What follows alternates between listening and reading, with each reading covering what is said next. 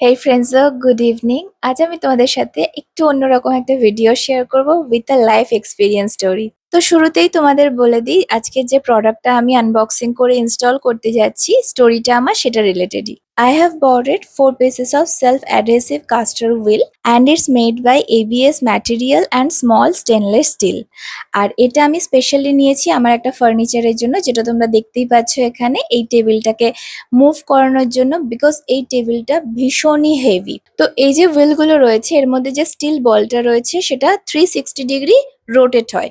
তো সেটাই আমি আমার ওই টেবিলের পায়ার মধ্যে লাগিয়ে দেবো। তো এই হুইলস গুলোর সঙ্গে আমাকে বোথ সাইডে গ্লু স্টিকার প্রোভাইড করা হয়েছে অ্যান্ড তার সাথে কিছু নাটসও প্রোভাইড করা হয়েছে।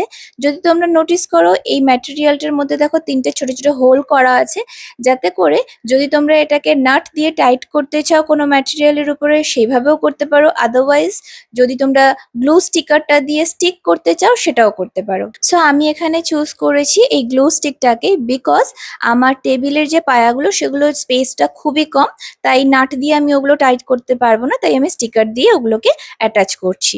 এবার আসি আমার স্টোরিতে। এই যে টেবিলটা তোমরা দেখছো এটা আমার খুবই একটা পছন্দের table and it's totally made by wood.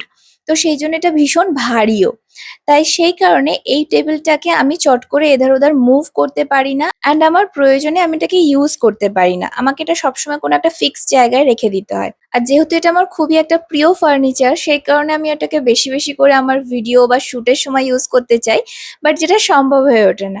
তো সেই কারণে আমি আমার একটা চেনা পরিচিত কার্পেন্টারের সঙ্গে কথা বলি এবং তার থেকে আমি জানতে চাই যে আমি যদি এই টেবিলটার নিচে চাকা লাগাই বা এটাকে যদি কোনোভাবে সেই রকম ইউজফুল করতে চাই তাহলে আমি কি করতে পারি। সো আমি তার কাছ থেকে এই ইনফরমেশনটা পাই যে আমাকে একটা huge amount of money spend করতে হবে, দেন এই টেবিলটা ফিক্স হবে, যেটা করার মতো ইচ্ছে বা চাহিদা আমার এই মুহূর্তে কোনোটাই নেই। তো আমি ওয়েট করি অ্যান্ড টোটালি ব্যাপারটাকে ইউনিভার্সের উপর ছেড়ে দিই। অ্যান্ড তার কিছুদিন পরে আমি যখন ভিডিও স্ক্রল করছি, সাডেনলি একটা ভিডিও আমার কাছে আসে যেটা ছিল হাউস ইউজফুল অ্যাক্সেসরিজ। তো আমি সেই ভিডিওটা দেখি অ্যান্ড আমি এই হুইলগুলোর ইনফরমেশন পাই। দেন সেটাকে নিয়ে আমি সার্চ করি অ্যান্ড সেটাকে বাই করি অ্যান্ড আজকে তোমরা এর রেজাল্টটা দেখতে পাচ্ছ। তাই আমি তোমাদের এটাই বলবো যে ইচ্ছে থাকলে সত্যি উপায় হয়, আর ধৈর্যের ফল সত্যিই খুব সুন্দর হয়। বাই দ্য ওয়ে, আমি এই প্রোডাক্টের জন্য অনলি 135 রুপিস স্পেন্ড করেছি। আর যদি তোমরাও এটা পারচেস করতে চাও, আমি লিঙ্কটা পিন কমেন্টে অ্যাটাচ করে দেবো।